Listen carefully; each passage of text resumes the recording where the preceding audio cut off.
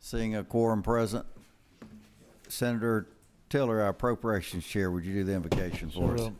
Dear Heavenly Father, thank you so much for taking care of us and getting us here safely this morning. I ask you just give us wisdom as we deliberate over the people's money and make decisions that are wise, not only in the instant, but also for the future. In your name I pray. Amen. Amen. Amen. All right, I think we're going to start off first here with Representative Wade, which is House Bill 1001, if he's present here. You want to do it for him? Sure. You're here for a reason, huh?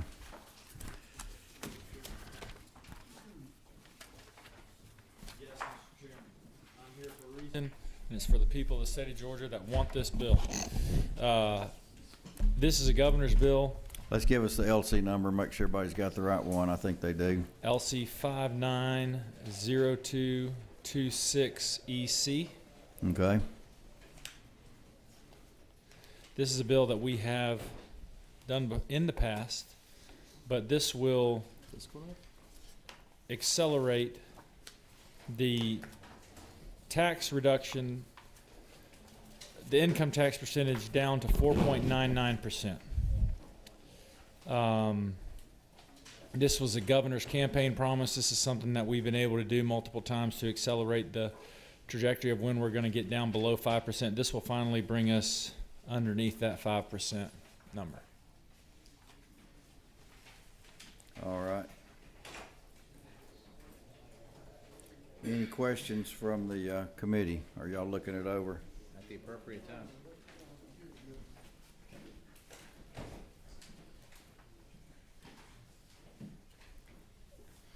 All right, I'm not hearing any questions from anybody. Sure, Senator Rock. Thank you so much. Get the mic to you. And my question is, the audit says that the Department of Revenue would be able to implement the bill's provisions with existing resources. How, is there any further data on that? I mean, we've got a whole analysis by the Fiscal Research Center, but how is that possible that we pull off that magician's trick? What is the question? Like, Did you wear a tie? No, I take that question back. I was asking, what's the data behind the Department of Revenue would be able to implement the bill's provisions with existing resources? I think it's because we collected more money than we projected in taxes, and this will be a decrease that we've done before. The goal was to get to 4.99% by tax year 2029. Based on the last several years, we'll be able to do it by 2026 this year. So we'll get there 3 years earlier than planned. And this has been a consistent trend from the legislature and from Governor Kemp.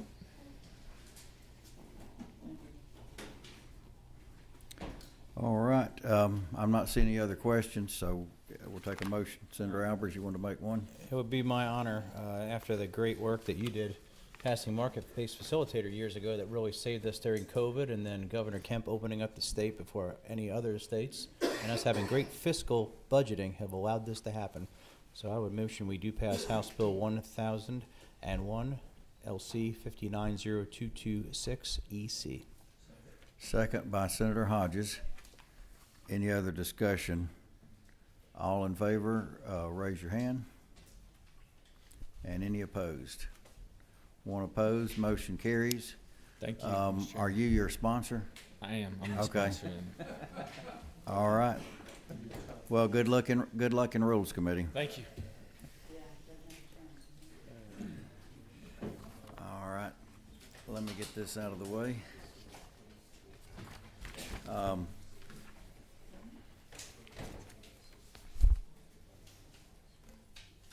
Mark that one off.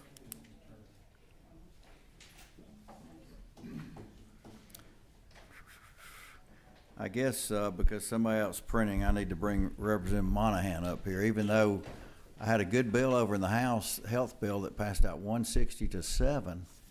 that would save the state tens of millions of dollars, and for some reason he voted against it. So I'm not Man, sure. I'll check my machine, Mr. Chairman. It may have a malfunction that day. I don't know what the I'll thinking double was check over with the there. clerk. Well, thank you, Mr. Chairman, members of the committee. If y'all were ready, I've got House Bill 141, LC 443011S. So tell us what the bill does. Now, if you Thank need Representative Martin to come help you explain, we'll bring him over too. But Yeah, he is a member of the Martin Caucus, Mr. Chairman, but today I'm flying solo. Okay. He's off. Yeah, he's been great help in the past. Is he here with us today? He's not, Mr. Chairman. I'm sorry. Just wanted to check no, to make can't sure. phone a friend today. You got to explain it. Well, I'm actually going to just read from in my friends over at the So NFI. you're going to read what he wrote? Is that what you're saying, or what are you telling us here? If that's appropriate for you, Mr. Chairman, Sure. I can do that.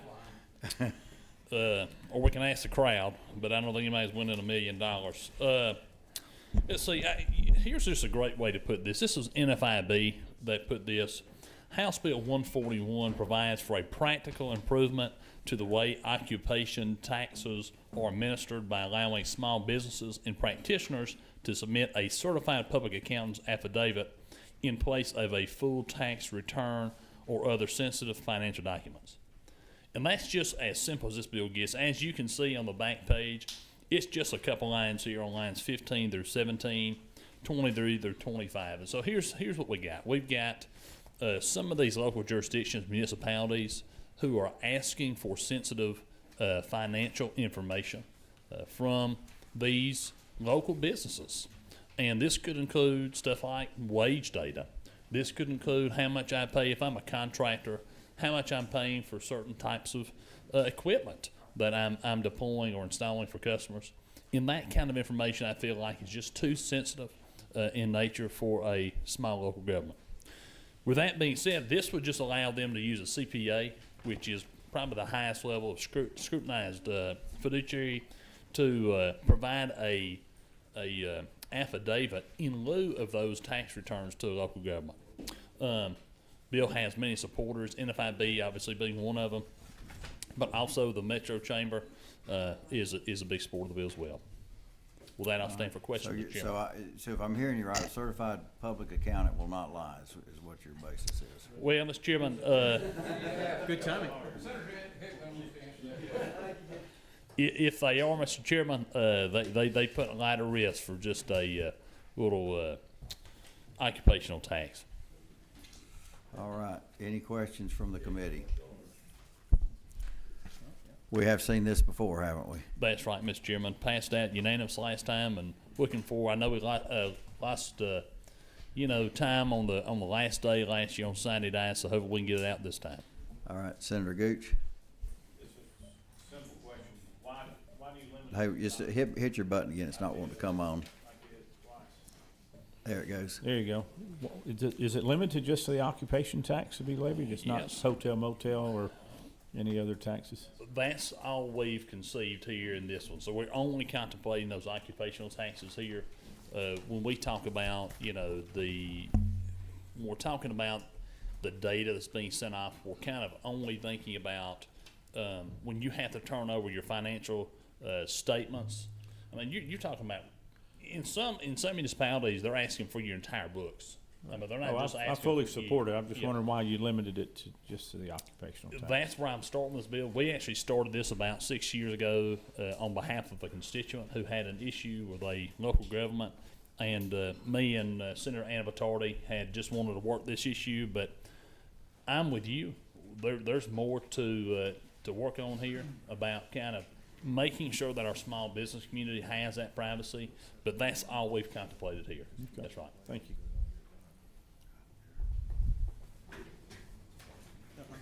All right, Senator, is that Harbin? Yes, sir. Thank you. Thank you. Great bill.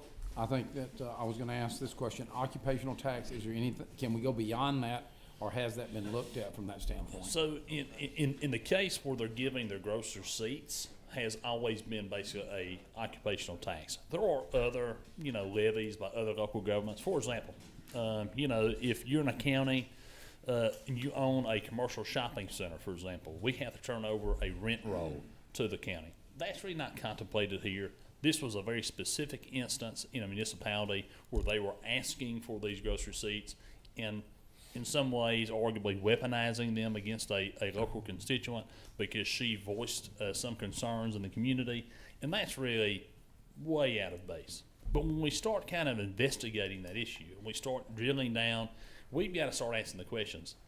Do local governments really need the entire books of a corporation just for a minimal occupational tax fee?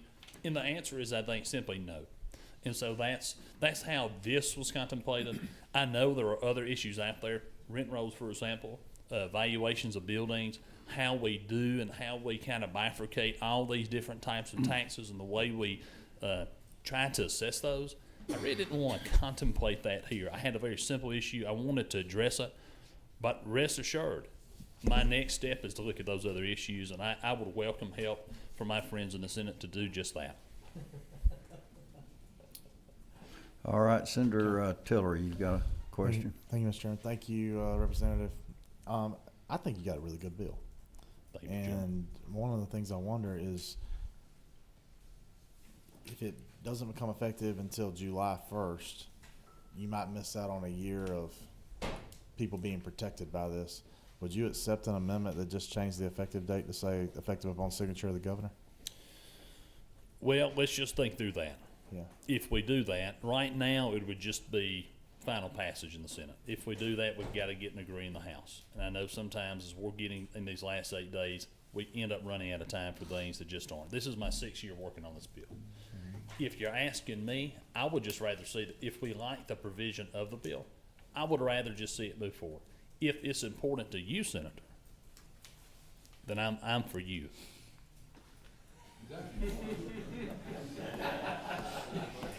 Sound like an endorsement.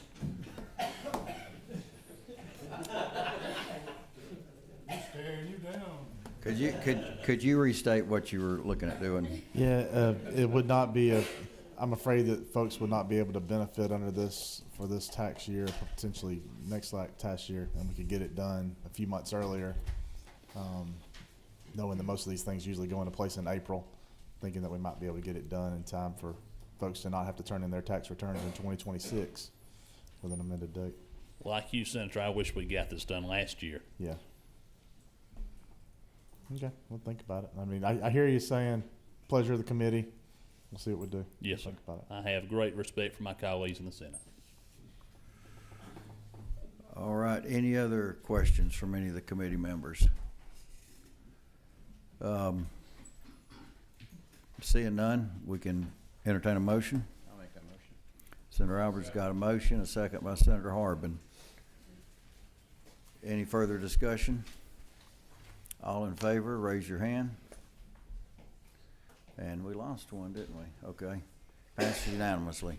Thank you, Mr. Chairman. Thank you, committee. Who's your Senate sponsor? I think that's going to be Senator Anna Vitardi. All right. Yep. Thank you.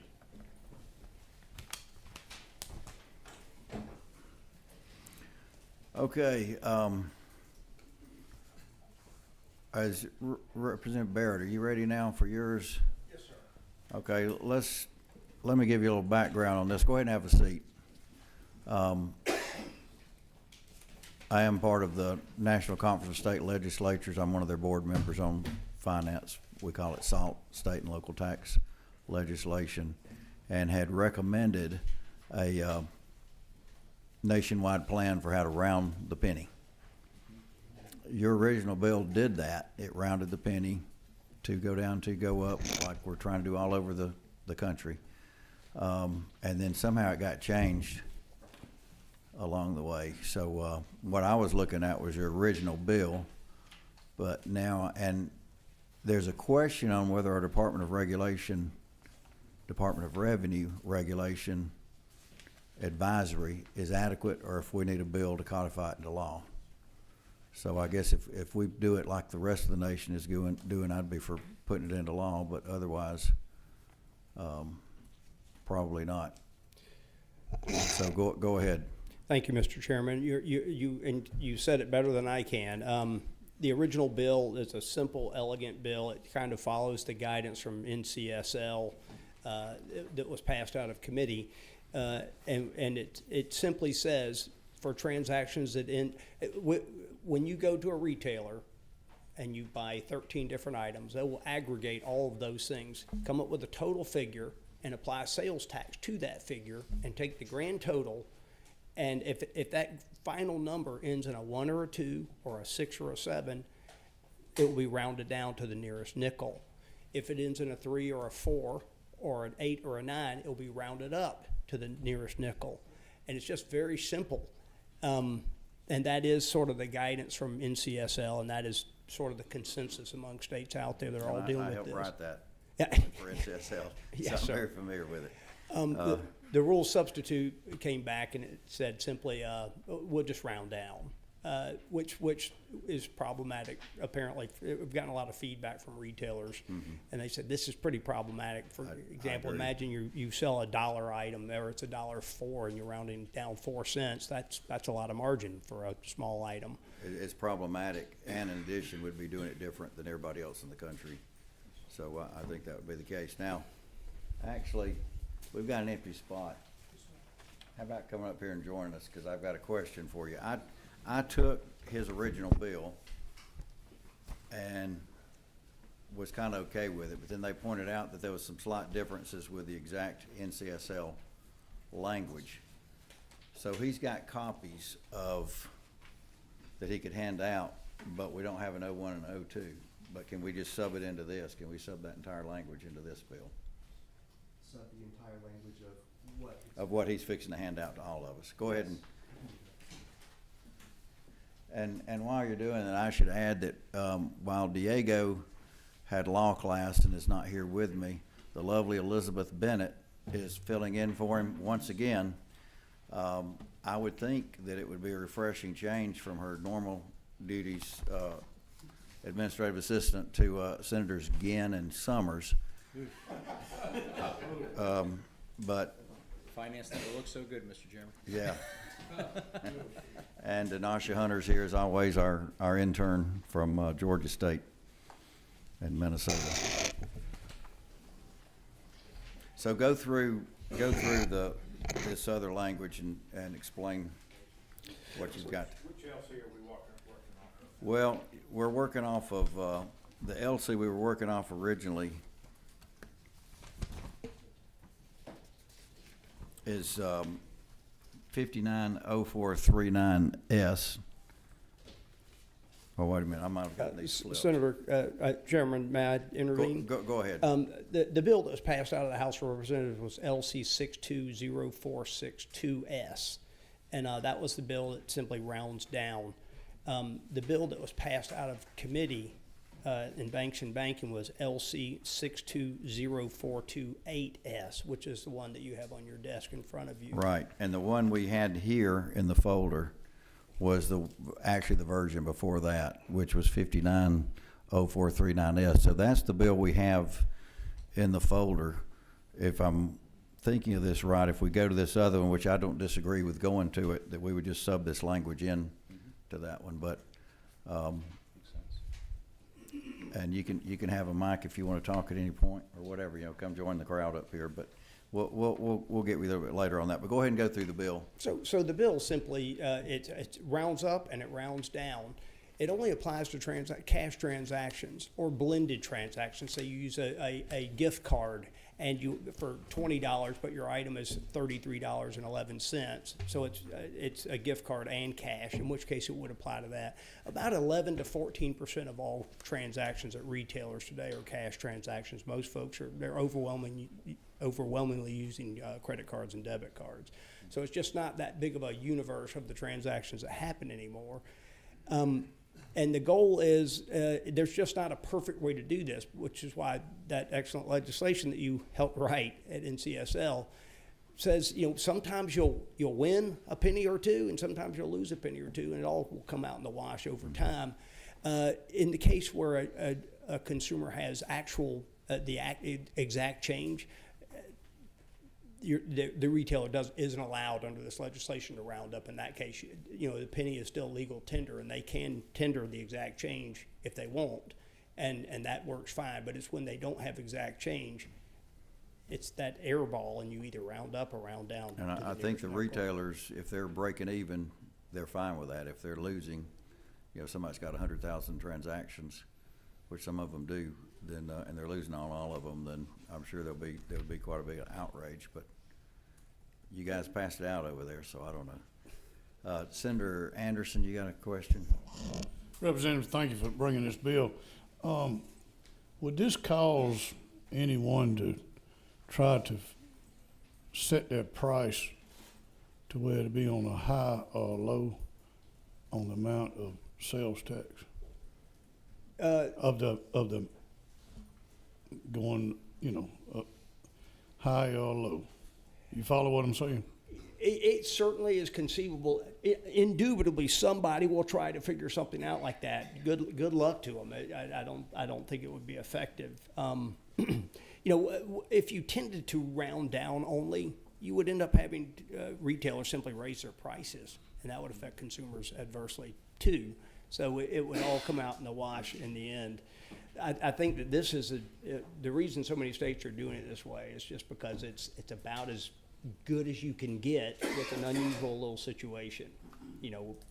There's a penny or two to your benefit only on the aggregate transaction though. So if you have a $135 transaction, a penny up or a penny down is not going to be material really to anyone. In my little experience with that, with the penny now, the situation we in, look like every time I go in, I get the shaft. I get the low end. Well, I think then in this case you're going to get some benefit instead, so it won't always be the shaft, Senator. Well, I'm talking about, you round it up or round it down, and like me, they got it priced the way it always would round up. Are you paying cash or what on these? Because this would only apply to cash transactions. I know. And that might be the case. In theory, it would be the case if they had a single item. Order. But it would be hard to anticipate if you had someone buying 11 items, how to make it all come out where it's always rounding up. Let's say you had 10 different items and each one ended in 1 or 2 or 3 or whatever, and you aggregate them. It's only the total number plus the sales tax that gets rounded. So it would be tricky to I got you. All right, Senator Hickman. Thank you, Mr. Representative. Thank you, Mr. Chairman. I think about it, I look at this and I say 1, 2, 6, or 7. And when I was in school, and I think most of us, it was like 0 to 4 you round down, and 5 and above you round up. So how are people going to remember these odd numbers? I mean, that's what. Well, because we're rounding to the nickel, there's only 4 pennies between each nickel, right? So 1 and 2 go one way, and 3 and 4 go the other. It's exactly fair. There's no. Someone asked me, "What about 3? Why do you round 3 up?" But there's 1, 2, 3, and 4, and 2 of them go that way, and 2 of them go that way. Okay. All right. I'd have to put some on the wall to remind me of that. Senator Gooch. Can you go to line 27 of the handout that you gave out? Explain that paragraph B to me, and then I'll have a question if you don't mind. If you have a transaction that's less than a nickel, It rounds down. they're not going to make you round down to 0. You go buy a piece of bubble gum Right. for 2 cents, it's not Okay. going to be free. So It'll be a nickel. are the retailers going to have different programming on all their machines? Because there's a provision in here that also says if you're paying cash and you have pennies, then this doesn't apply. Yes, sir. So how are the retailers on board with doing all of this? Georgia Retailers is, in fact, I think Cade They're Colfer, supportive of this legislation. They're here in the room. The last They- one that just got handed out? Absolutely, they're Okay. 100% They are supportive. 100% on board with this. The Department of Revenue, Georgia Retailers, folks representing other retailers like McDonald's, they were all very much involved in this. Okay, thank you. All right. So, I guess the process here of how we do this, I'll see if our legislative council can, yeah, you wanna get a mic up here? All right, so my understanding at this time is that it's the will of the committee, potentially, that LC 590439S be amended so as to conform with the language of LC 620428S, and I'll describe the specific changes in a moment here. So on line on line 18, after the word including, strike any discounts on the price, comma, and then. Yes, sir. I'm not trying to go, I apologize for interrupting you. Is the will of the committee to do this completely? That's, I think what we wanna do, that's probably the best version. Then rather than going through, I have no problem making the motion that we strip LC 590439S and replace it with LC 620428S. Second. Okay. Is that good with you? Just save you some time. I can certainly do that. Okay. All right, we've got a motion and a second to do that. Any other discussion? All in favor of this, raise your hand.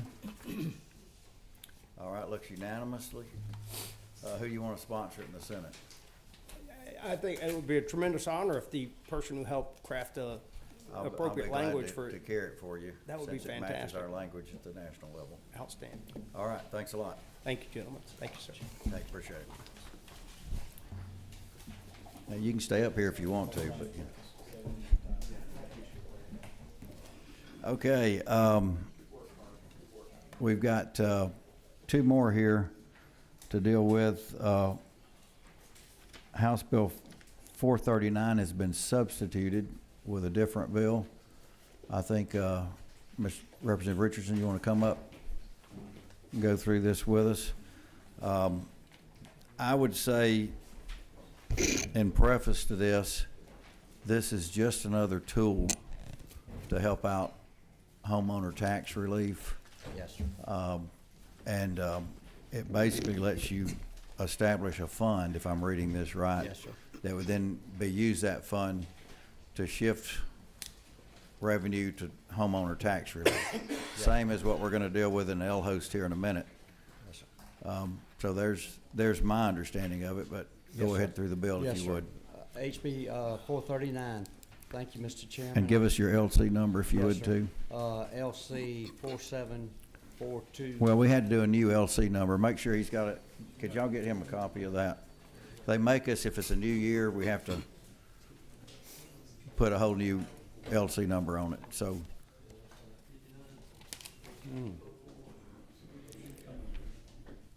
This is the right one.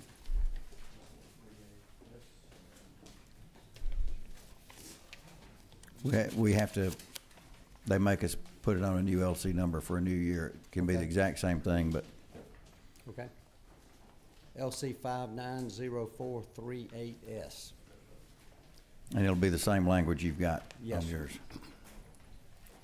Yes, sir. This bill authorized the establishment of a local homeowners incentive adjustment grant fund through approval by a local voter referendum and may be discontinued by the same process.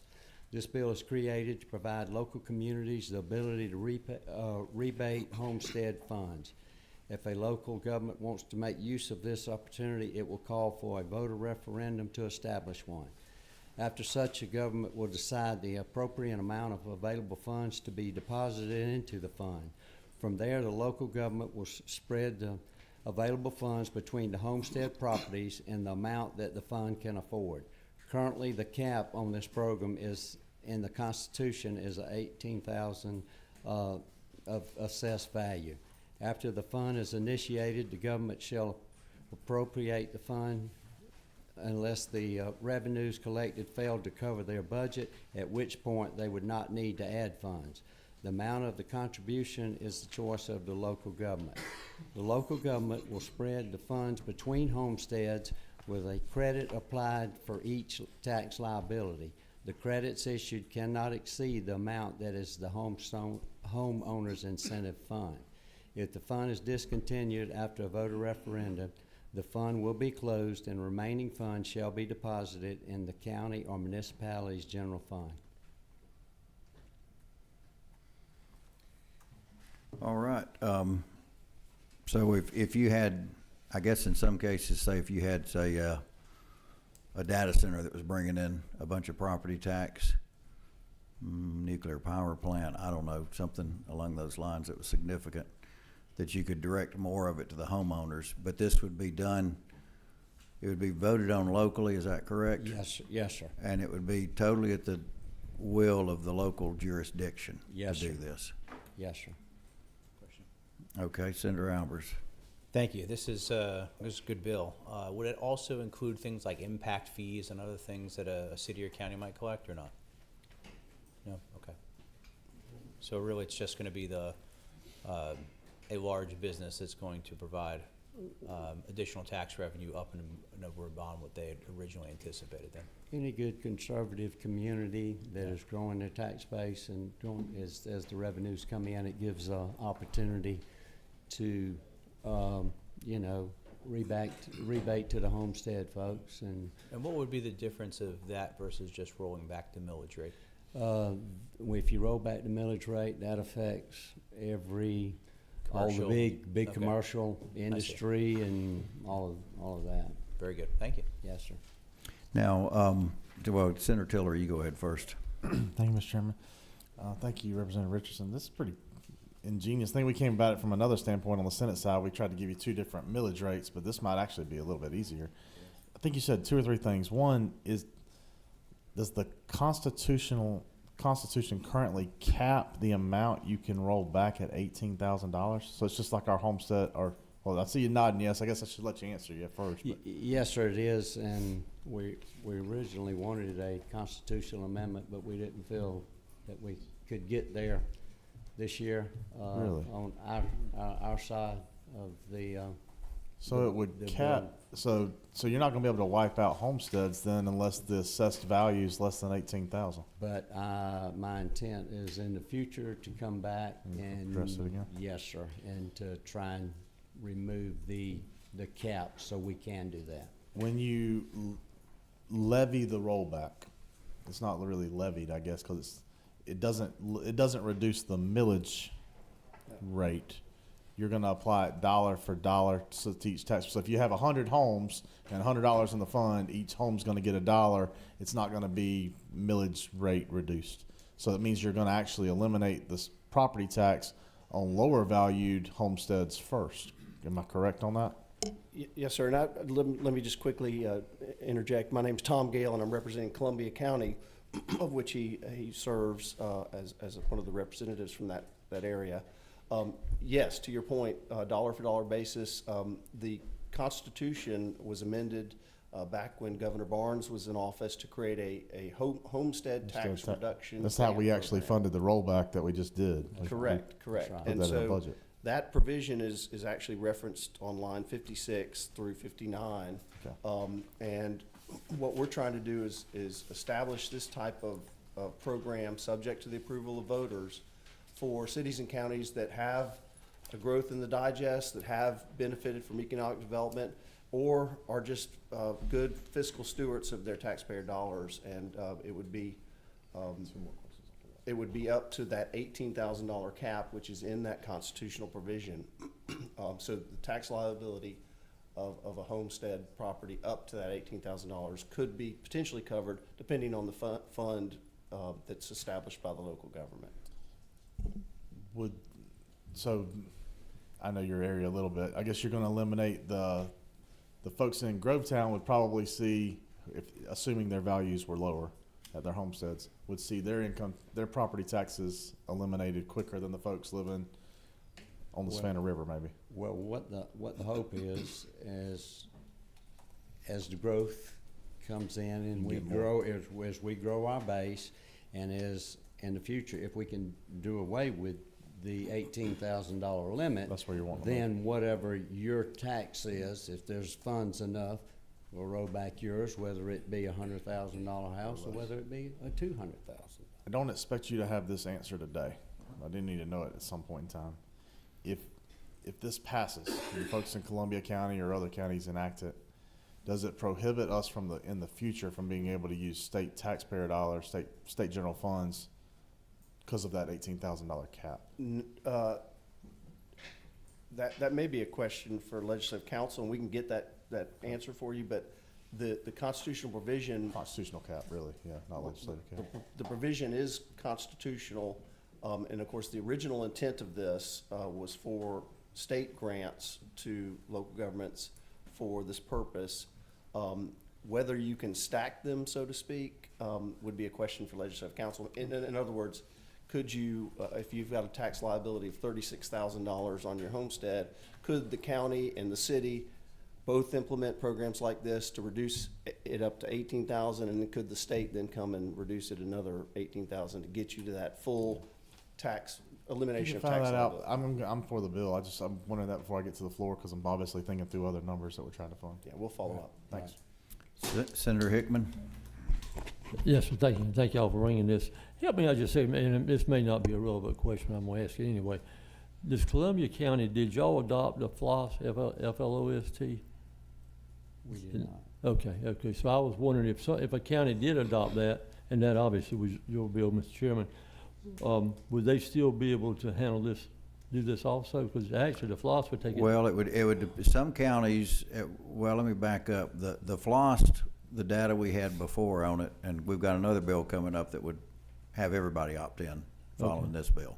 But the cities that adopted the FLOST, it came out to about 2/3 of them would completely eliminate the property tax.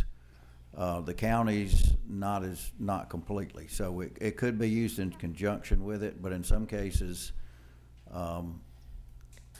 it would be a wash either way, because once you hit that no homeowner tax, it's all gonna flow to all the other taxes anyway. So if, in your example, once the FLOST wipes out 2/3 of the taxes, there's only 1/3 left, and this thing comes in and builds a greater fund, if that greater fund exceeds taxes altogether, but the FLOST has to be used for nothing but offset property taxes, correct? Right, all property taxes, not just homeowners. Okay. Here, he's trying to shift it to homeowners. Okay, I got you. And Mr. Chairman, if I I could. understand, thank you. And if I could just add, the senator from the 36th is not here, but I know that I've heard her on many occasions talk about the importance of home rule, and the fact that this is a locally initiated program that would be approved locally by the voters and could not be removed without another referendum to remove the voters. This is, I would argue, a local control ability to drive down homestead property tax liability. All right, Senator Anderson. Representative, thank you for being here today, and thank you for bringing this bill.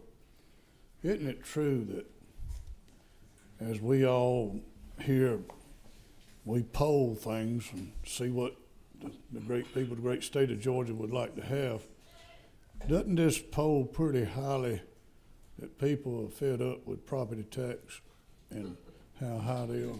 When I was on the county commission in Columbia County, that was the number one thing that I heard the whole time I was there, was the property tax. And isn't it true that this is one good step toward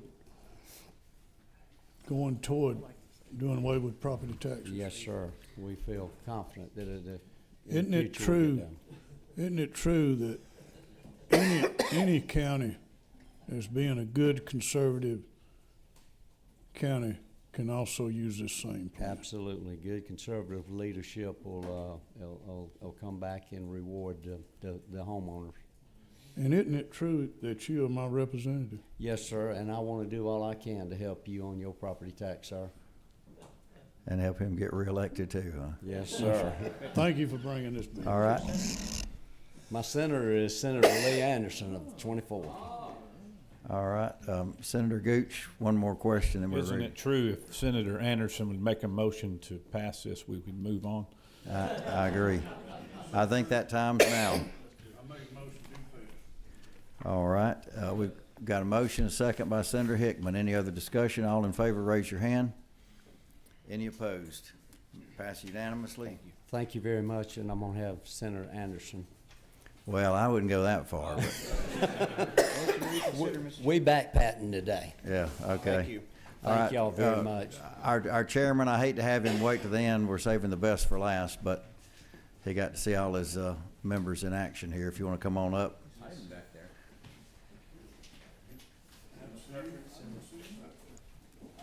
I like the Senator's idea over here, just move along, right? Is Go to the right. All right, we have House Bill 1116. We've had a lot of conversations between a lot of people, including the cities and the counties and us, and weekend calls and things like that, and our higher-ups as well.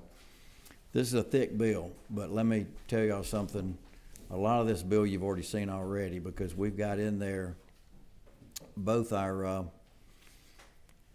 bill that we passed out with a mandatory cap, and that the floss money through 6 months of this year would go ahead and get off the property tax bills in November. And then the bill we passed out recently for the property tax appraisal notice, we left that in there too. Now, they're moving those along in the House, but one is passed out of full committee and one out of subcommittee. But we're still trying to keep options available. So half this bill you've already seen, and we'll try to just focus on the other part. So if you want to go ahead and start, Mr. Chairman, the floor is yours. Yes, sir. Thank you, Mr. Chairman. Thank you for all of your hard work on this, and agree with Senator Anderson over here. We've all of our constituents we've heard from, all of us have heard from our constituents the unsustainable path that property tax is on, and the burden that it is on our homeowners especially, and appreciate working with all the various stakeholders to try to come up with some solutions here, and try to put something that is going to bring real relief back to our property owners, and specifically to our homeowners across the state. I think the new part is more the front part of the bill. It is. From our other two that they've already seen. So once you get halfway through the bill, you'll be there if that gives you any hope that there's an end of the day. I'll try to hit these parts pretty quick, Mr. Chairman. Okay. If you want me to dive in a little bit more so, then I'm happy to do so. But again, part one is just the name. It is named the Home Ownership Opportunity Market Equalization Act of 2026. Part two talks a little bit about sales tax. Right now we have a 2-cent cap with a whole bunch of exceptions that really puts our true cap at 5, and this just kind of clarifies and clears that up. Part three. Before you go into three, let's talk about the area that'll probably have a lot of discussion is the lost ending December 31st, 2027 to get replaced. But I do want to point out to everybody on line 107, the cap actually has been 14%. And we're repealing that. So we're lowering the cap for sales tax in Georgia. What line was that? Line 107. We're repealing that section, so the cap of 14 is going down. So you guys running for higher office, can maybe use that. I don't know. What does it go down to? I guess it's going. That's exciting. Yeah. Well, the state's 4, and so the local will be capped at 5, so you're at a 9%. Yes. Okay. So go ahead to your part three. Part three converts some of the existing OSTs, if you will, to the LHOST, which provides homeowner relief based on that penny of sales tax, dollar for dollar offset, which kind of gets us into part 4, which establishes that LHOST that would go towards homestead property tax relief. Again, it replaces some existing property tax pennies and gives deference to homesteads, and then other properties is the way that would actually work. Again, I can jump into, And there's some unusual ones. I know DeCamp is a little bit different, but I believe they're on board from what I'm understanding, that this would not hurt them in any way by doing this. that's the intent. And again, it would allow you to have a homestead penny, and you would have access to FLOST, and so you have a property tax reduction mechanism and a homestead reduction mechanism. As you move into Part 5, it speaks to the school reserve cap. It takes that from 15% to 25% that they can keep on hand, and I think that kind of is Part A of Part 5. You get into Part B, and 36 other states right now have some sort of revenue cap when it comes to ad valorem property tax, and this would institute a 3% or CPI, the greater of that, on our local governing authorities, our levying authorities, the schools, the cities and the counties. It does provide some exemptions for emergencies, and it also allows them to exceed that with a referendum or a local act. So again, some other stuff that we can talk about in greater detail. I know the hour is late, Mr. Chairman. Part C of that is a duplicate piece, and that gets into the 566, Senate Bill 566, Senate Bill and 382 that are also included in here. Part 4 includes the language about twice per year referendum on any sales tax that locals want to institute. And what that would be is that you can do it in the off years at the date of the March or the election in November, and then in even years when the state elections are held, you can do it the date of the primary or the general election. It's not, you can't do it in a bunch of other locations. I think there's been maybe a little bit of gaming, some people that go to a time with low turnout. Though I do think the default will probably be that March of the odd years is where they'll still try to go to. Well, that piece, the caps, and then something I'm about to get into are some recommendations that we've seen from various institutions, whether it be the National Taxpayer Union or the Tax Foundation or Americans for Prosperity. But 7 is largely the notice. Tax appraiser notice, yeah. The notice, language from 566. It does marry up the truth and taxation piece. That is another piece that's advocated for with some of our partners that would require a mailer in addition to the newspaper ad if there's going to be a tax increase, so you'd have to mail it to every parcel. We don't see the newspaper in quite the level of circulation, the print, as Some maybe of our in years past. national groups suggest that. I know places like Ohio and some other states, they're doing that. That is a requirement. So Yes, sir. It is workable because other states are doing it. They are. And then back assessments, it does have some language that speaks to, how those would be resolved in kind of the taxpayer's favor. There's some data required for a local government. So I know that language might need a little bit of help. And then there's a database for homesteads with some penalties that are included if you don't qualify and they determine that you have notified incorrectly. We've gone through that part already in here on the previous bill, so I think the committee's good with it, but they could speak up if not. I think most of the rest of the provisions are, 566 or 382, Mr. Chairman. I stand for questions, of course, and. Right. Senator Albers. Thank you, Mr. Chairman. Chairman Blackman, you've spent a lot of time in this, so thank you first for your hard work. And I know this is challenging to pull these together. Knowing that there's been changes from the original version that had passed the House, help me to be able to communicate back to some of my local elected officials that had concerns about that original version and why this might help alleviate those concerns. It probably would depend on the certain concern that they have. All my cities, counties, and schools were having a bit of a coronary when this first came out. I think a our lot of them original still goal. remember that original bill where there was additional sales tax. There was data centers and things like that. in there. Yes, sir. We've been through 3 iterations. Our original goal was to try to eliminate homestead property tax. Sure. And we did have a path and a plan, again, working with our local partners to try to come up with something that was workable there. We moved from that to some suggested languages from the cities and counties. Okay. and it was more reliant on a sales tax replacement mechanism.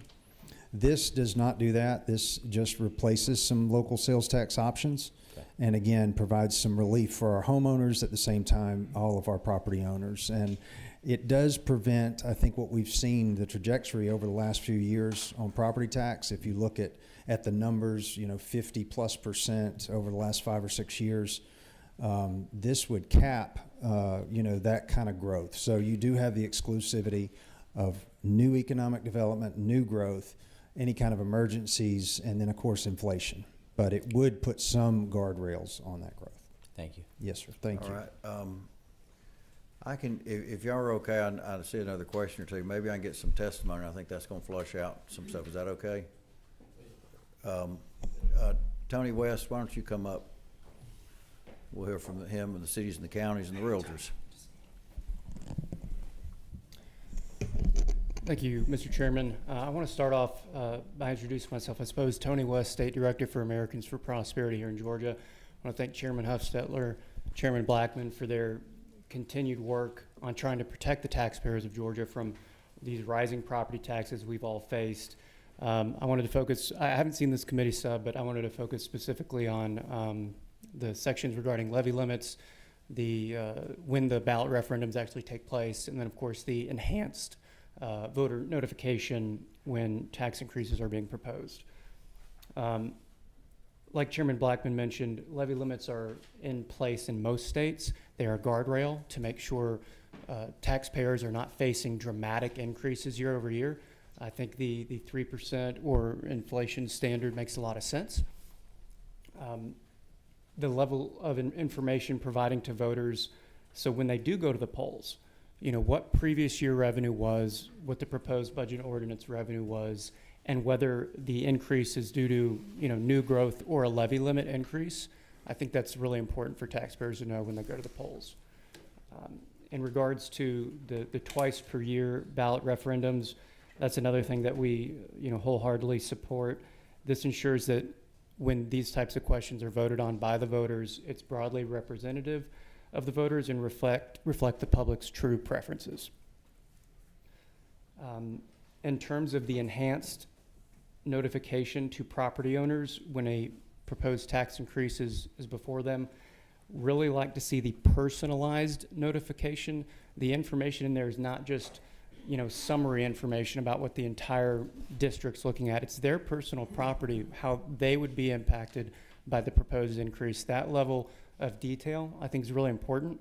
It's going to lead to more engagement by citizens because they're going to actually know what's going on. And I think that level of increased engagement is going to be really important for property owner buy-in when these types of tough decisions are to be made. I'll close by saying, for years, local taxation decisions have been made about property owners, not by them. And the reforms in this bill will provide a sustainable solution to Georgia's property tax burden by promoting transparency and helping all of us be more informed and engaged citizens regarding these local property tax decisions. I appreciate your time. Thank you very much. Thanks for your work in Georgia and bringing the national perspective.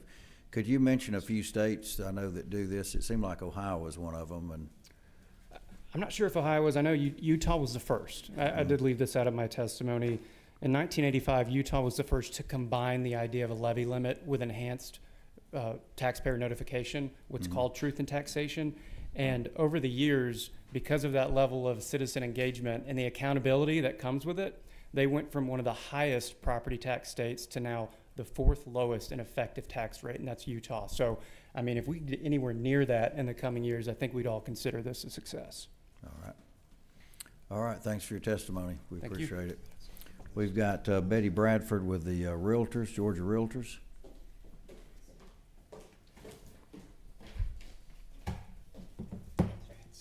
Thank you, Mr. Chairman. Betsy Bradfield with the Georgia Association of Realtors here on behalf of all home buyers and homeowners in the state of Georgia, and we urge your support for House Bill 1116. So for many Georgians, purchasing a home is the single greatest investment they may make in their entire life. And it represents stability, opportunity, and in our opinion is the pinnacle of the American dream. But for too many families in the state, that dream is slipping out of reach because they cannot rely on a fair and balanced property tax system. Frankly, they just do not know how much property tax they may pay in the next year. And this legislation can change that trajectory. So this legislation provides a path towards meaningful, long-term property tax relief that will help keep seniors who are on fixed incomes able to stay in their home. And it will give potential future home buyers the predictability that they know what their property tax bill may look like year over year in order to plan for their financial futures. So passing House Bill 1116 will provide critical, lasting property tax relief for our state, and we believe it will strengthen home ownership opportunities across the state of Georgia. So I'll stand for any questions, but thank you for your consideration. Thanks for meeting at this hour and hearing this important piece of legislation. And thank you, Chairman Black, for all your work on this. And this was the slot they gave us. I didn't have any choice. I didn't want to meet right now. Well, you did a great job. All right, we do appreciate your testimony and your support on Thank you, this. sir. Thank you. Let's have Clint Mueller with the ACCG, if you want to come up.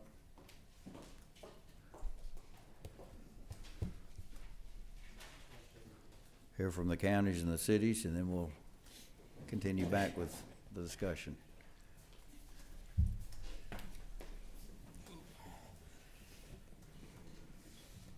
Thank you, Mr. Chairman, members of the committee. My name is Clint Mueller. I'm with the County Commissioners Association. We represent the 159 county governments in the state of Georgia. We also are the ones that sort of administer the property tax system for the schools and the cities. As you know, we put together the tax digest that the schools and the cities operate off of. I want to thank Chairman Blackman. He's spent countless hours with us on this legislation and trying to get a piece of legislation, obviously, that we can implement and will work in practice for the local governments. We have had some further discussions just on a few things that I'd like to point out to the committee. Obviously, Section 3.1 is a big section of the piece of this piece of legislation, because that's where we're converting what we call the local option sales tax to this LHOS. So if you're not familiar with LOST, it's the first sales tax that we have in Georgia for local governments. It applies for across-the-board property tax relief. So what we're going to really do here is convert that to a more targeted tax relief program for homesteads first, and then once you eliminate all homestead property taxes, then whatever's left over continues to go to across-the-board property tax relief. One provision that's in here, though, is when this kicks in January 1 of 2028, they're going to continue, this is on lines 136 through 139, continue to split this money between the county and the cities the same way we currently split loss funds. But when those loss negotiations took place, they took place predicated on splitting the money based on how much total property taxes each jurisdiction had to offset. Here, since we're just offsetting homestead property taxes, one thing we'd like you all to consider is maybe we should split this money more in line with how much homestead property taxes each jurisdiction has. That way you can kind of eliminate homestead property taxes across the board for everybody before you start providing any additional property tax relief to non-homestead properties. So if that makes sense, so if we're proportionate, right? So if you got $10 and the county has $8 of that in their homestead property taxes, and you got two cities that have $1 each, right? That's so you would split it that way, so you could bring down homestead property taxes for the county and the cities proportionately across the board, instead of splitting it the way we currently do with loss, which was not designed to be the way to split it for homestead property tax relief.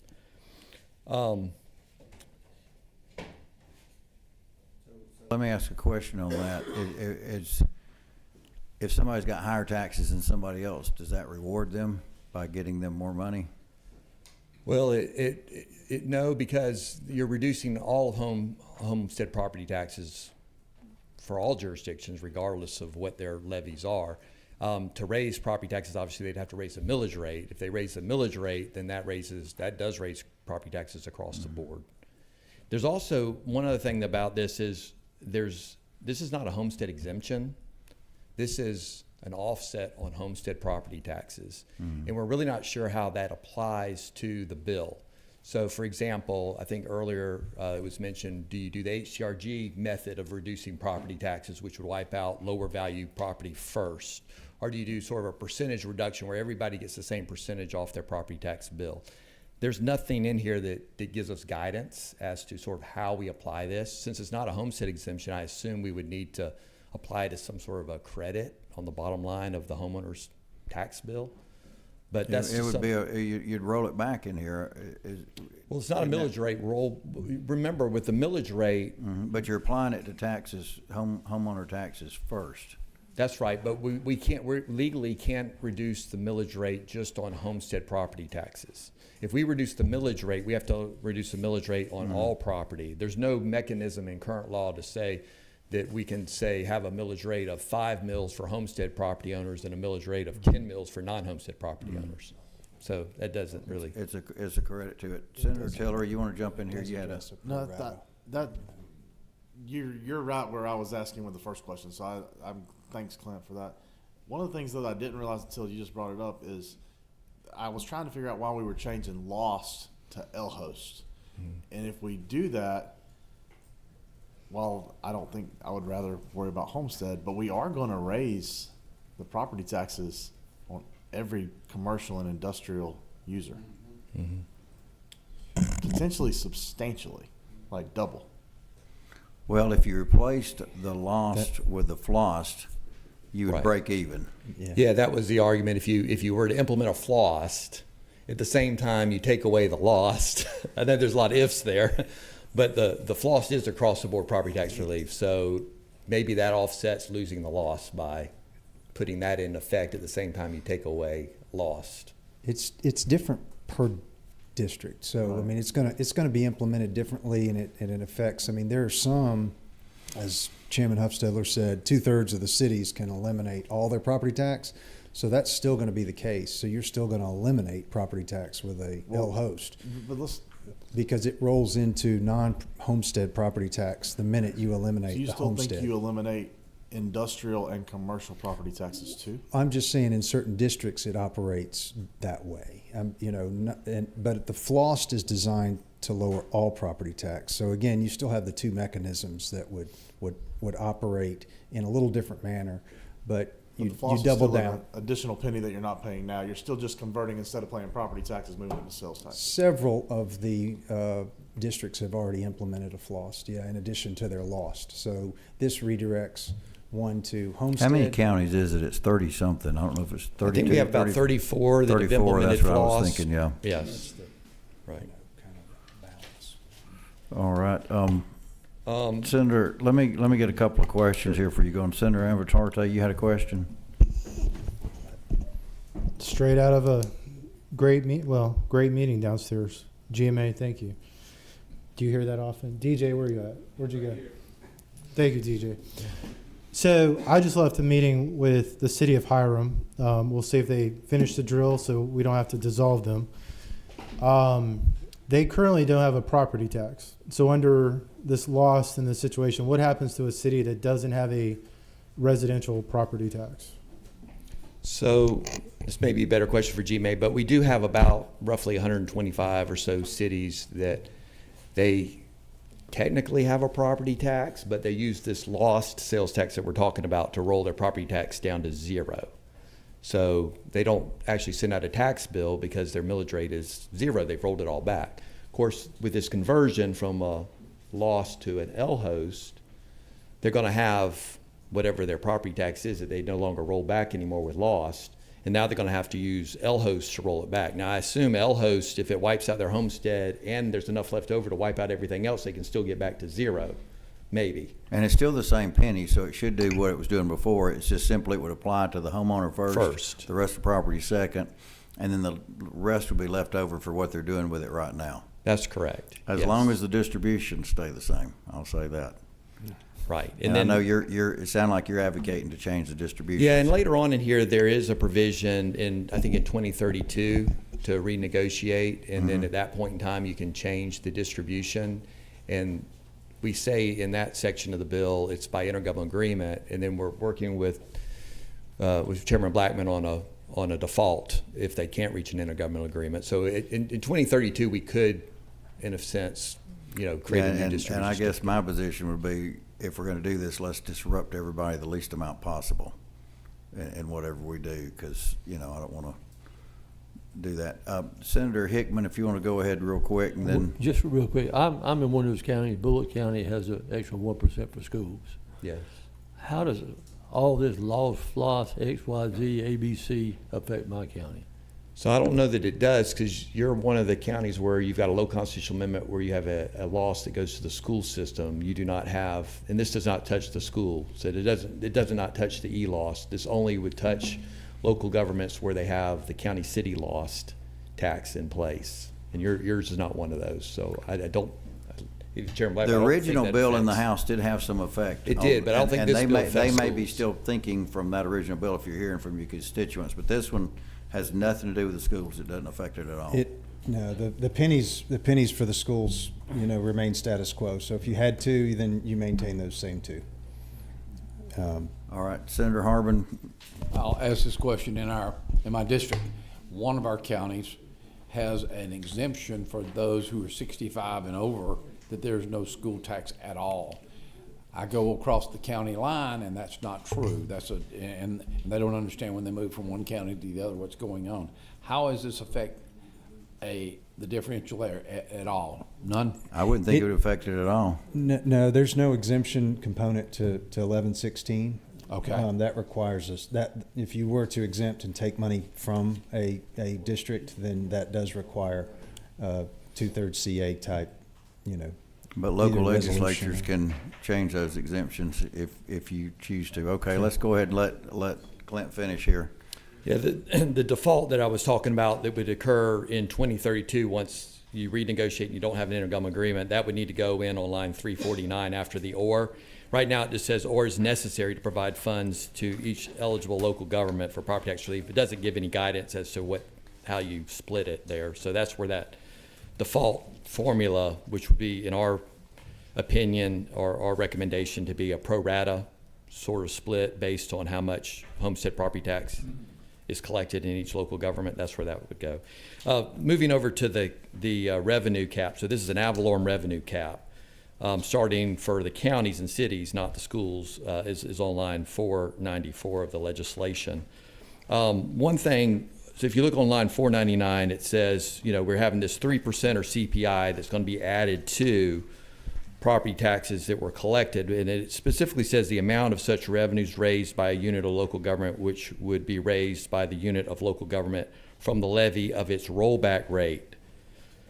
I just want to point out that the rollback rate in current law only applies to our general M&O levies. So the city M&O levy, the county M&O levy, it doesn't apply to bond levies, special service district levies. So you have other property tax revenues that are being collected that aren't tied to that rollback rate. So y'all may want to think about how does that addressed. Otherwise, you may be incentivizing people just to create a bunch of special district levies to get out from under that M&O levy, right? I just create a fire district levy or whatever. Because that, again, I just didn't know if you all recognize that, but that rollback rate only applies to one particular type of property tax levy, not all of our property tax levies. And then we do appreciate Chairman Blackman putting in the economic growth and the local emergency as a way to exceed. I put that in. Don't give him credit for that. We appreciate Chairman Hostetler. Okay. Whoever put it in, it was a great idea. Obviously, we don't want to disincentivize economic development, right? We want our local governments to encourage economic development and the growth in their tax base because of that. And we have a lot of growing communities. I'm sure Bryan County, where the Hyundai plant is going in, they're going to need some of that revenue to pay for all the new services, for all those new homes, for all the workers that maybe eventually will live there. Now, Chairman Blackman's position, and it very well is correct, is that growth is in law already. That was the But use I of wanted the to make it rollback rate, explicitly yeah. clear in the bill that growth. It is in the rollback rate, but again, like I said, only applied to the M&O levy. Well, we're trying to make it extra language maybe, but it makes it clear in that. The only other thing I'll say about the revenue cap, obviously, especially with county government, just remember, because we are the local arm of the state, we have constitutional officers that, the sheriff, the probate judge, the Superior Court clerk, tax commissioner. We don't really control them. We have to fund them, but we don't control them, right? So there's situations that it can occur in those constitutional offices. I know in Fulton County, they're looking at a jail situation right now. And And if they were to come under, say, a court order, a federal court order dissent decree where they had to pay for that, I don't know where they'd get the money if there was a revenue cap. But there are situations like that that maybe apply to county government that don't apply to schools. Excuse me, they don't apply to cities because of the constitutionally mandated services that we do provide. So there's, again, federal, state requirements that are on counties. Obviously, we can lose other types of revenues. And if we lose other types of revenues, we may have to rely more. We don't want to rely more on the property tax, but there could be situations where that would occur. Anyways, I know that the revenue cap, some of our members are concerned about that. It's sort of the only flexibility they currently have right now in their budget. So if they're sort of capped on that, again, there is provisions in here to get around it. You just got to have a local act passed or a local referendum, but that does take a little bit of time to do. Or local legislatures can do it, or a local referendum, Right, yeah. But right. I mean, it's still, you've got the growth, the rate of inflation. It's unlike my county of Florida, where we've just got a flat freeze on there. I mean, there's on the homeowners, but I think there's some ways, and we've seen this work in other states. I have to add that. And we do support, by the way, a lot of the additional stuff you put in there. Obviously, cleaning up the notice of assessment. We even support doing the, eliminating the opt-out on the assessment freeze. Mm-hmm. We support that. Most of the cities and the counties did opt in. Right. Originally. Some that didn't, but Yeah. we've maintained from the very beginning that we would support that across the board. So there's a lot of good stuff in here. We want to continue to work with this committee and the chairman on just refining some All right, of the we appreciate your comments. Great. Thank you. Are these questions for? Just quick statement. Go ahead. I just want to state for the record, because you did invoke Fulton County Jail, we're not going to hear some story in weeks and months from now after we pass this that Fulton County could not address their jail situation because of this bill, correct? I was just using that as an example of things that are constitutionally required of counties. So counties are required to have jails, whether they want to or not. And there could be the potential of the federal court come in and say, Right, we don't but think it's up to par. We're going to change this, right? Right, So, but I just want to be clear. You're not stating that because we're passing this bill, correct? Because that's been going on for many years. oh yeah, that's Okay. just an example. All right, Yeah. just checking. Thank you. All right, Senator Hodges. Thank you, Mr. Chairman. Just a quick question for Clint.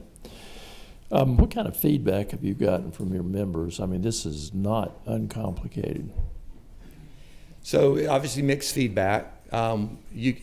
You can understand, and you all are elected officials just like our members are elected officials. From a policy standpoint, a lot of our members would love to make the homeowners have less property taxes, because that's probably where they get most of their complaints from when it comes to property taxes. So and this bill moves in that direction. But there are others that may be concerned about how it affects the business community if they lose some of their current property tax break, right? So it's where do you want to give the priority, right? So this legislation, I think, gives the priority to the homeowner, not to the businesses. And so it kind of just depends on what your viewpoint is of that. And I probably have members that are mixed. I've got 6 counties, and I think this would work great in my home county.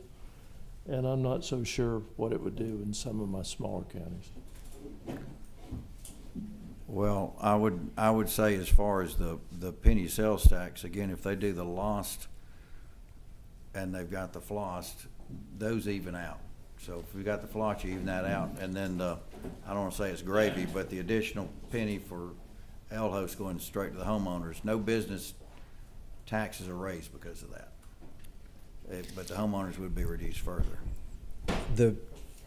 If I may, Mr. Chairman, just real quick, I mean, it's not something that hasn't been contemplated. There's a few things if you're looking at a income producing property versus a non-income producing property, which is, homestead versus non-homestead, basically.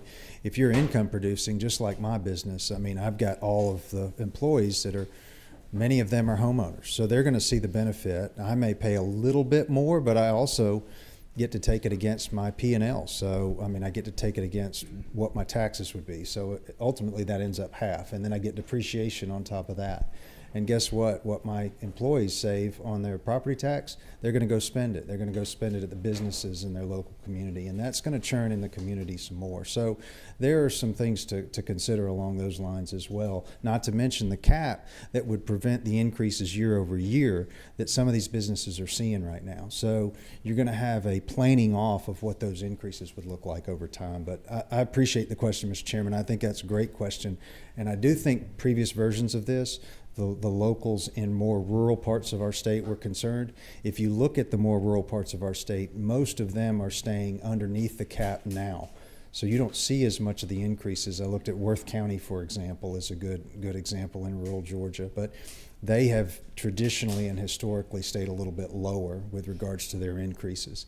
And the population hadn't changed that much. There's not as much growth. So usually they're unaffected if you look at what this would have done maybe if it was implemented 5 or 6 years ago, not nearly as much affected by it. All right, well, thanks for Thank you. testimony. That's more than you wanted, Mr. Chairman, I'm sure. But thank you. Did you have something for Clint itself? Or?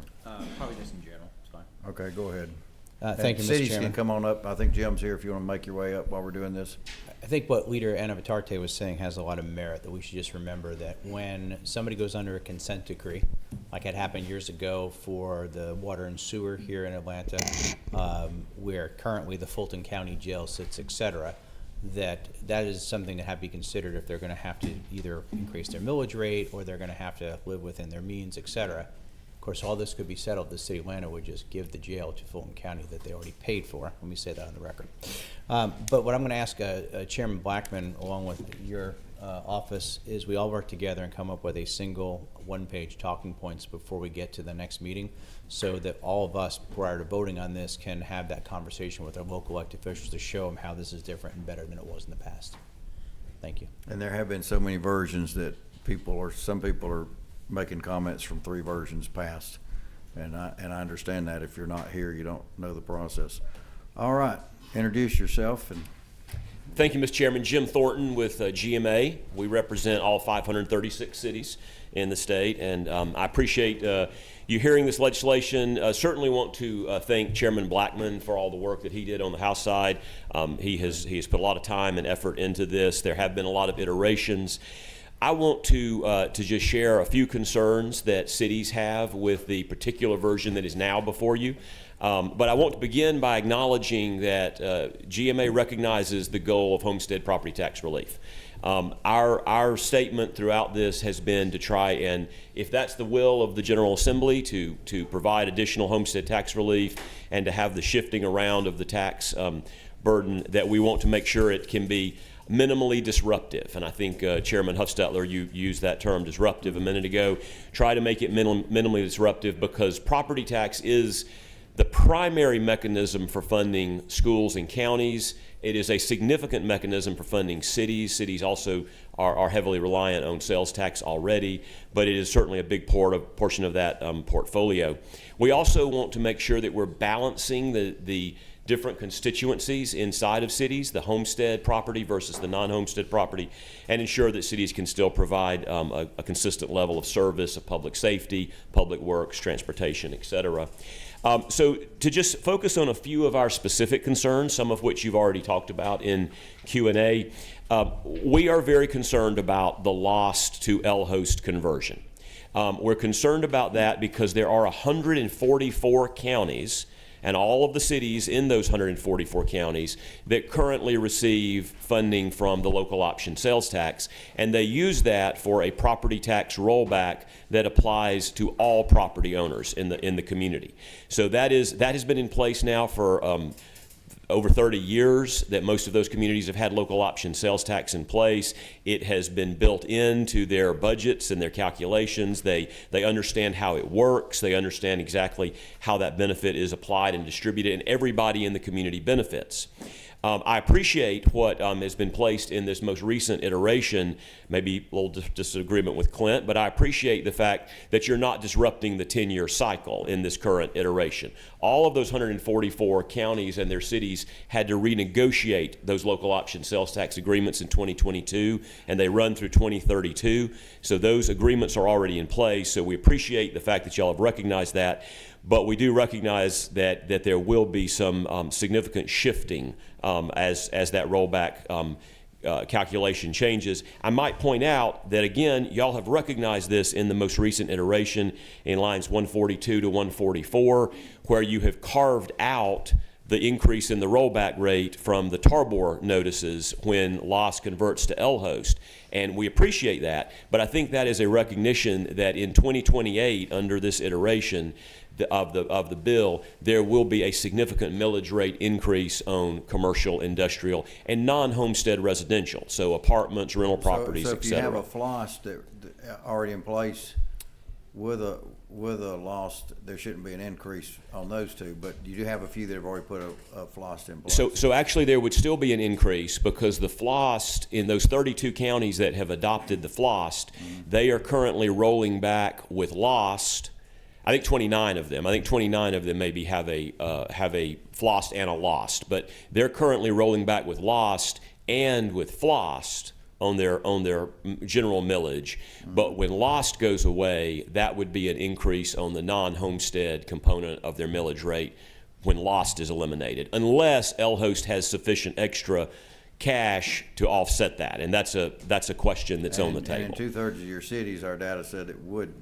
If they haven't all implemented the FLOST, and quite honestly, some of them have not implemented the FLOST. We have some cities that didn't implement the FLOST because maybe the county opted out of the 581 cap, or maybe one of the cities inside of the county opted out. And so, if you do remove that opt out for the 25% of the cities and the 30% of the counties that opted out, that makes FLOST eligible. But remember, FLOST will require an intergovernmental agreement and a referendum, so it's not a guarantee. And I would like to come back to that, and maybe I can make a couple of the quick points and then come back to that, because I do think there is a less disruptive way to go about this and achieve the same goal. We share the concerns that Clint mentioned about how you would use the LHost to reduce property tax without a homestead exemption to fund with the sales tax, without some sort of credit against the property tax. We don't think constitutionally we can create a different millage rate on different classes of property. We think that would be a uniformity issue, and that's what our city attorneys are telling us. So I think there is a mechanism question about how that would work that we need to think through. Well, we currently put a credit on there from the LOST anyway.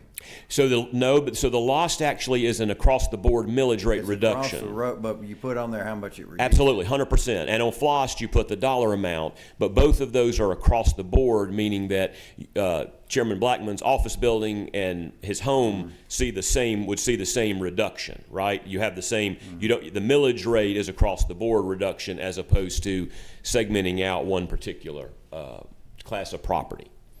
I don't mean to interrupt. These two gentlemen have put in countless hours. You and I, we know we sacrifice. That's what we're in for. That's what we're doing here. But I was just going to say, Mr. Chairman, that with all due respect to both of them, when we mentioned the $6.5 billion increases in property tax over that 19 to 24, 2019 to 2024, we've seen this $3.5 billion of increases in sales tax, thanks to Marketplace Facilitator and other reasons. So there's extra and excess money being collected there. Something to consider as we talk about these sales tax. Okay. And that was not the point I was going to, but I do agree with Chairman Blackman that there has been an increase in sales tax. We appreciate Marketplace Facilitator and all the other things that have gone into to do that. And if the General Assembly wants to shift from more reliance on property tax to more reliance on sales tax, I think that's something we can implement. But we need to make sure that it's not disruptive and that it also doesn't create winners and losers between different classes of property owners. That's the concern. We need to have a credit, not a lower millage rate, but a credit that just goes to the homeowners. Some sort of mechanism that can break. Homestead exemptions are an exception to uniformity. Uniformity is the default rule, and homestead exemptions are an exception to that. We need some type of exception to uniformity in order for us, cities, counties, school board, or cities and counties in this case, cities, counties, to be able to constitutionally favor one class of property owners over another. That's the concern. Moving on quickly, so we share the concerns about the cap, and I think the questions that were raised about the possibility of consent orders and so forth are part of that. There are so many things that can be unexpected coming down the road for local communities. The 3% or CPI cap, we understand how that would function, and we appreciate the fact that you have built-in exceptions for growth, but also exceptions for emergencies. State of emergencies are built in. And this is nothing new for Chairman Blackman. On the House side, we suggested that there could be some additional exceptions for court orders, that if a court order did come in and say you have to rebuild your sewage treatment plant or you have to build a jail or something like that, could be a carve-out. We also have a concern about bond pledges, because we want to make sure that there is no disruption of the cities and counties' bond ratings and their ability to pledge their revenue, their full faith and credit pledge when they have to build some of those large projects and go to market. And then one of the things that we have alluded to is the great increase in sales tax. And we all, recognize that sales tax numbers, receipts for the state as well as for the locals, have increased dramatically. That has not always been the case, and there were years, exceptions that prove the rule maybe, but there have been years in the past when sales tax rates have declined, such as in the Great Recession and so forth. And so one of the things that we suggested was an exception to the cap, and it's a dollar for dollar sort of limit. If the sales tax did go down by $1 million from year 28 to 29, that would be an exception to the cap, because the money has to come from somewhere. The only thing that local governments control, for better or worse, the only thing they control is the property tax. They don't control the sales tax. They don't control the other fees and occupation fees and all of that come in. That's handled by the economy. The one thing that they have to do to balance the budget is consider property tax at the end of the day. So that's one exception. But my final point, and I'll be glad to answer any questions, is in terms of a less disruptive way to go about this. 144 counties have a LOST. They've negotiated those. They're working. They're built in. The comment has been made, well, if we convert LOST to LHOST, you can always then go out and ask for a FLOST to replace the LOST. And so the question is, why are we eliminating LOST and replacing it with LHOST and then doing a FLOST to replace the LOST? It sort of has this circular nature to it. It seems like the much more straightforward and less disruptive way to do this would be, FLOST is new, it's available, and if the legislation moves forward to remove the opt-outs, it will be available in every county, essentially. It'll be available this November. And so it will be available in every county, and the cities therein. So in the 32 counties that have done a FLOST now, I understand there's an issue there that Senator Hickman mentioned, but in the other 130 counties out there that have FLOST available, they could do the LHOST in lieu of the FLOST, and that could actually be done as a homestead exemption mechanism, where it was voted on by the local voters, creating a homestead exemption, funded. It's additive, it's new, it's not disruptive of something that's been in place for 35 years, but it becomes a new source of revenue to directly offset homestead using a formula mechanism, so there's no arguing about how that gets divvied up. And then if it eliminated the homestead, there would be additional revenue to benefit everybody else, but that would be a simpler, in our opinion, that would be a simpler way to do that. Mm-hmm. And then those 32 FLOSTs have a 5-year expiry. So if they're in year one, in 4 years, they could very easily convert to an LHOST, and that would be no disruption in the sales tax base, and it might delay the homestead benefit, but you could even give the voters a local referendum to convert early that FLOST it was created by referendum, could be converted by referendum. So I would just pitch that out there. We think that would be less disruptive. We think that would achieve the same goal that we all have, but it would do so without having the immediate adverse effect on non-homestead property in 2028. And one last comment I'll just make, and I'll be quiet. We have a lot of cities that have local millage rate caps. And if you do move forward with the LOST to LHOST conversion, all of those cities are going to have no choice but to raise their millage rate above the cap on their non-homestead property. The math wouldn't work otherwise. And so Sandy Springs, for example, I know has a 4.7 mil cap. If they eliminate homestead, they will have to raise the non-homestead property above that 4.7. We have offered language to Chairman Blackman, and be glad to offer it to you as well, Chairman Huffstetler, that would essentially remove those millage rate caps for the purpose of that conversion, if that's the direction that the committee decides to go. Okay. All valid points, and we appreciate your testimony. We'll continue this process. I think I'm wearing out the committee, or they've got St. Patrick's Day parties to go to. So we'll continue this. We appreciate everybody's hard work on this, and meeting adjourned.